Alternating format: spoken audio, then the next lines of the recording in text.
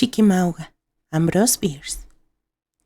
En una soleada tarde de otoño, un niño se alejó de su rústico hogar, ubicado en medio de un campito, y se internó en un bosque sin que nadie lo observara.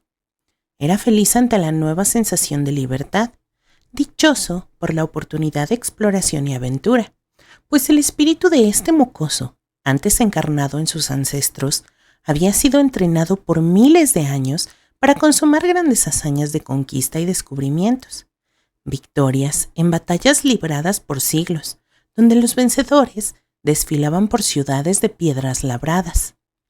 Desde el momento en el que se había apartado de su cuna, su raza se había abierto camino por 2 continentes, y tras cruzar un enorme océano, había penetrado en un tercero, quedándose allí para reproducirse y aceptar la guerra y el dominio como su herencia.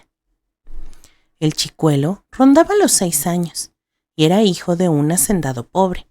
El padre había sido soldado durante su juventud, había peleado contra salvajes desnudos y había seguido el llamado de su patria hasta la capital lejana de una raza civilizada, ubicada al sur de la frontera. El fuego íntimo del guerrero había sobrevivido a la pacífica existencia granjera, pues esa llama, una vez encendida, ya nunca se apaga. El hombre amaba los libros militares y las fotografías. Su hijo ya comprendía lo suficiente como para fabricarse una espada de madera, aunque incluso el ojo paterno desconocía el propósito o la utilidad de aquel palo. Ahora, el niño llevaba esa arma, valientemente, convertido en el vástago de una raza heroica y deteniéndose cada tanto en los espacios soleados del bosque. Imitaba con exageración las posturas de ataque y defensa que había visto en los grabados de los libros, volviéndose temerario gracias a la facilidad con que vencía a sus enemigos invisibles. Cometió el error, bastante común entre los militares, de forzar la persecución hasta un extremo peligroso. Así se vio parado, de pronto, en la orilla de un riachuelo ancho y de escasa profundidad. Sus rápidas aguas impidieron una embestida directa contra su alado adversario, quien huyó saltando el río con una comodidad ilógica. Pero el intrépido vencedor no sería desconcertado. El espíritu de la raza que había surcado el gran océano ardía en su pecho infantil y no podía negarse. Hallando un guerrero de guijarros y piedras en la corriente, separados entre sí por poca distancia, vadeó el riachuelo a saltos y cayó otra vez sobre la retaguardia de su enemigo imaginario, ultimándolo con un espadazo. Ahora, una vez ganada la batalla, la prudencia aconsejaba retirarse hasta el cuartel general. Ay, pero como muchos conquistadores poderosos, y al igual que el más grandioso de todos, el crío no fue capaz de saciar su apetito de guerra, ni entender que no se debe provocar al destino, pues éste abandonará incluso a la estrella más elevada. Dejó atrás la orilla del riachuelo y caminó. Repentinamente se vio confrontando a un nuevo enemigo, más formidable que el anterior. Estaba sentado a unos pasos de él, con el cuerpo recto, las orejas levantadas y las patas delanteras suspendidas en el aire. Era un conejo. Con un aullido de sorpresa, el niño dio media vuelta y huyó a tontas y a locas sin saber en qué dirección corría, llamando a su madre con gritos plañideros, tropezándose, rasmillando su piel suave entre las zarzas, palpitando desbocado su pequeño corazón aterrorizado. Lloraba perdido en el bosque, sin aliento, cegado por las lágrimas. Vagó más de 1 hora, errando el rumbo entre los arbustos y la copiosa vegetación, hasta que finalmente, vencido por la fatiga, se tendió en un hueco formado por 2 rocas cercanas al riachuelo. Allí, aferrando a su espada de juguete, que ya no era su arma, sino una suerte de compañía, lloró hasta dormirse. Los pájaros silvestres trinaban alegres sobre su cabeza. Las ardillas, sacudiendo las colas, brincaban como chifladas de un árbol a otro, inconscientes de la tristeza de la situación. De algún lugar lejano llegaban sonidos de un trueno peculiar y amortiguado, como si perdices redoblaran tambores, celebrando el triunfo de la naturaleza sobre el Hijo del Hombre. su inmemorial esclavizador, y en la pequeña plantación, donde hombres blancos y afroamericanos rastrillaban campos y setos con apuro, el corazón de una madre se derrumbaba por culpa de su hijo extraviado. Pasaron varias horas, y entonces el pequeño dormilón se puso de pie. El frío de la tarde estaba alojado en sus extremidades, y el miedo a la penumbra invadía su corazón, pero había descansado y ya no lloraba.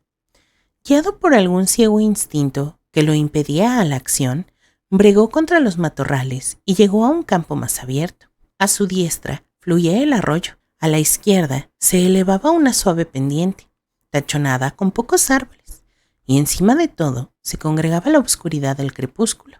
Una neblina delgada y fantasmal reptaba sobre las aguas. Esa bruma lo asustaba y lo repelía, por lo que en vez de atravesar el riachuelo de vuelta, le dio la espalda y avanzó hacia el bosque, cerrado y tenebroso. De pronto vio que un objeto extraño se movía frente a él y pensó que se trataba de un animal, tal vez de un perro, un cerdo. No conseguía identificarlo. ¿Acaso era un oso? Había visto fotografías y dibujos de osos.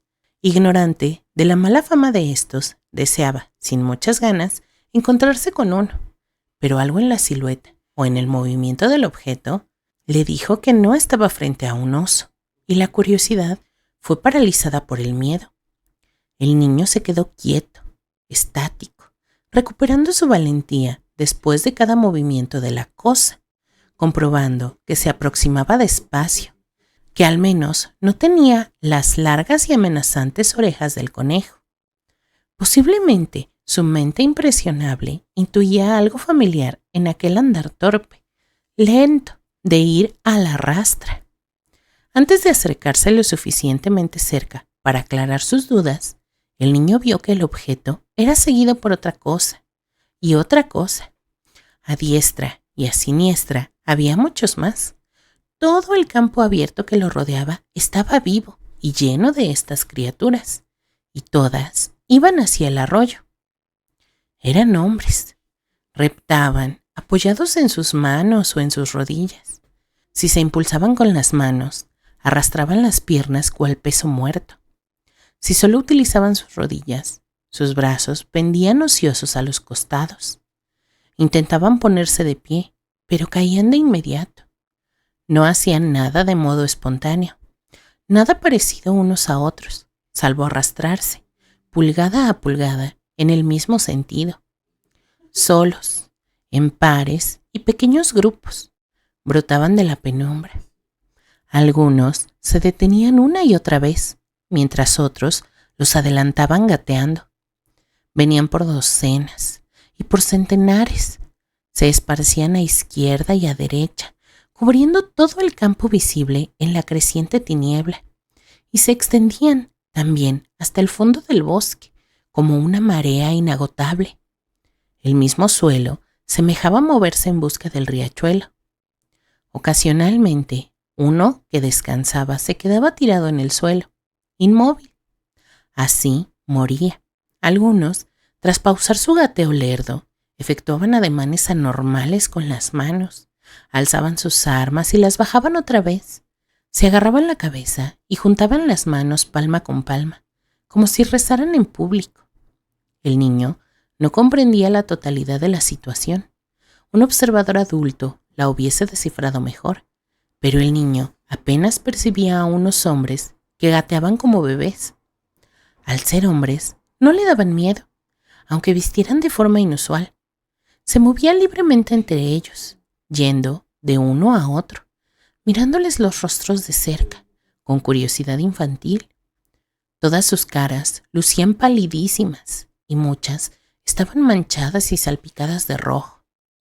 Algo de esto, quizá algo demasiado grotesco en sus actitudes y movimientos, le recordaba al payaso que había visto el verano anterior en el circo, y por eso el niño reía.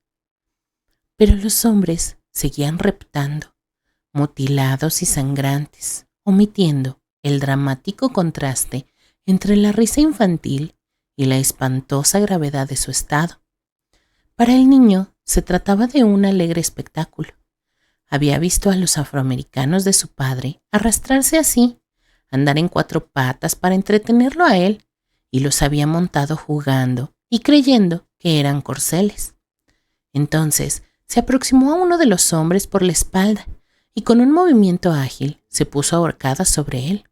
El hombre se desplomó, pecho contra tierra, se recuperó y arrojó fieramente al mocoso contra el suelo, tal cual lo hubiera hecho un potro sin ensillar.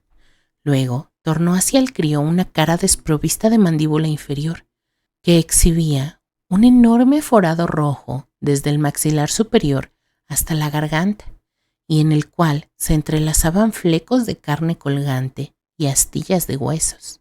La prominencia antinatural de la nariz, la ausencia de mentón y los ojos feroces daban a este hombre la apariencia de un ave rapaz, cuyo pecho y garganta se habían enrojecido por la cacería. El hombre se arrodilló y el niño se puso de pie. El hombre le enseñó un puño al chiquillo y éste, finalmente aterrorizado, corrió a esconderse detrás de un árbol. Asomó la cabeza por un lado del tronco y tuvo una perspectiva más seria de la situación. La multitud desgarbada se arrastró ladera abajo, torpe y dolorosamente, ejecutando su horrorosa pantomima, avanzando por la ladera como un enjambre de escarabajos negros, sin emitir sonido, inmersa en un silencio profundo, absoluto. En vez de oscurecer, el paisaje embrujado comenzó a aclararse. Una extraña luz rojiza brillaba y atravesaba el muro de árboles, ubicado más allá del riachuelo. Los troncos y las ramas de los árboles tejían nudos de encaje negro, procurando taparla, pero la luz llegaba hasta las siluetas reptantes y las dotaba de sombras monstruosas que caricaturizaban sus movimientos en la hierba iluminada. Caía sobre sus caras pálidas, teñiéndolas de una tintura rojiza, acentuando las manchas que ya enloquecían a muchos. Destellaban en los botones y en los adornos metálicos de sus uniformes. Instintivamente, el niño se volteó hacia el ascendente resplandor y caminó cuesta abajo, junto a sus horribles compañeros. En pocos momentos los adelantó a todos, lo que no era una gran hazaña, considerando sus ventajas. Se posicionó a la cabeza del ejército, todavía sosteniendo su espada de madera, y dirigió solemnemente la marcha, adecuando su tranco al de sus compañeros, girándose de vez en cuando como para vigilar que sus soldados no se quedaran rezagados. Seguramente nunca un líder de ese tipo fue seguido por un ejército de esa calaña. El espacio de tierra entre la ribera y los hombres que reptaban hacia la afluencia se reducía. Estaba regado de objetos dispersos, artículos que, por cierto, no le sugerían ninguna asociación al líder de la marcha. Una sábana enrollada a lo largo, doblada y atada por los extremos con una cuerda. Una pesada mochila de campaña por allí, un rifle roto por allá. La clase de cosas que, en suma, se encuentran en la retaguardia de las tropas en retirada. El resto de los hombres que huyen de sus cazadores. El riachuelo, a esa altura, tenía un margen de tierras bajas, y toda la ribera estaba hollada por pisadas de hombres y cascos de caballo. Un rastreador avanzado hubiera notado que las huellas apuntaban en ambas direcciones, pues ese terreno había sido recorrido de ida y de regreso. Unas horas antes, estos hombres desesperados y apaleados habían penetrado la espesura del bosque por millares, junto a camaradas más afortunados. Los batallones sucesivos, moviéndose en manadas y en líneas recompuestas, habían adelantado al niño por ambos lados, casi pasando por encima de él. El traqueteo de la marcha y los murmullos no lo despertaron. Los soldados entraron en combate a unos 50 metros de él, pero el niño no escuchó ni el rugido de los mosquetes, ni las descargas de los cañones, ni tampoco la gritería y el trueno de los capitanes.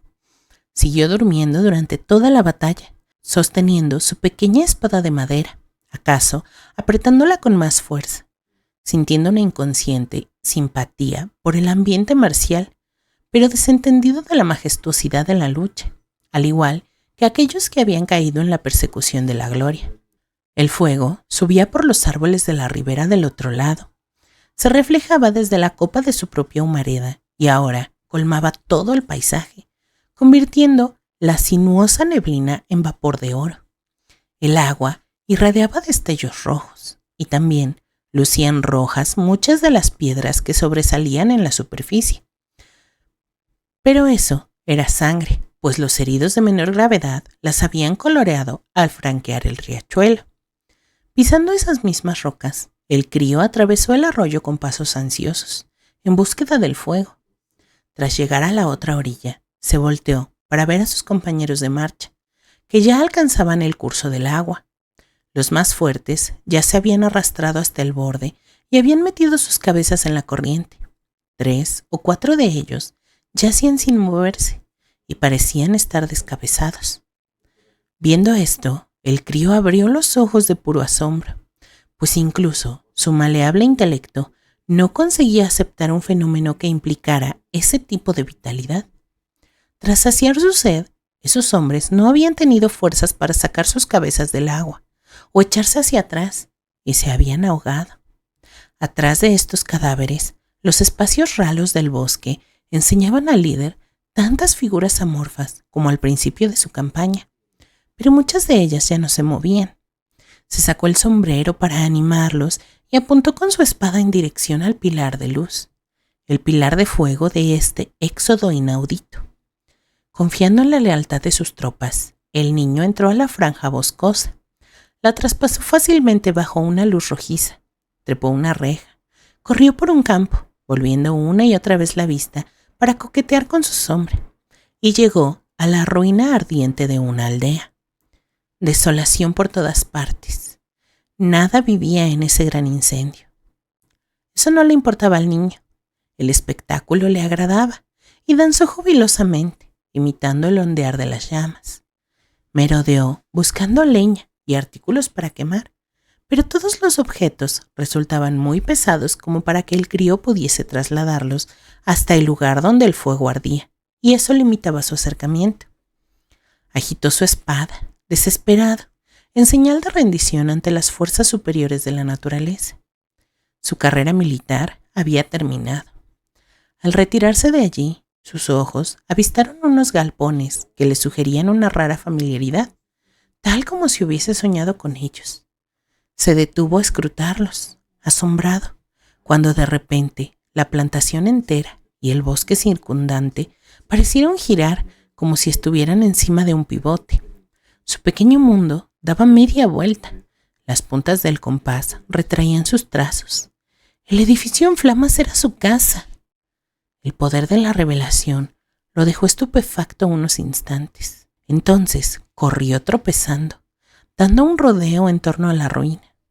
Allí, conspicuo a la luz del incendio, yacía el cadáver de una mujer. La cara blanca estaba boca arriba, las manos como garras, y sujetando puñados de hierba, la ropa desgarrada, el largo cabello negro desgreñado y embadurnado en sangre coagulada. Casi toda su frente estaba reventada, y de aquel hoyo abrupto brotaba el cerebro, inundando la sien con una masa gris y espumosa, coronada por racimos de burbujas rojas. Era obra de una bala. El niño agitó sus manos diminutas, haciendo ademanes salvajes, inciertos. Aulló una serie de quejidos inarticulados e indescriptibles, algo entre los gritos de un simio y un cloqueo de un pavo. Un sonido desalmado, sobrecogedor, profano, el lenguaje de un demonio. El mocoso era sordomudo. Entonces se quedó quieto, con los labios temblorosos, contemplando el desastre.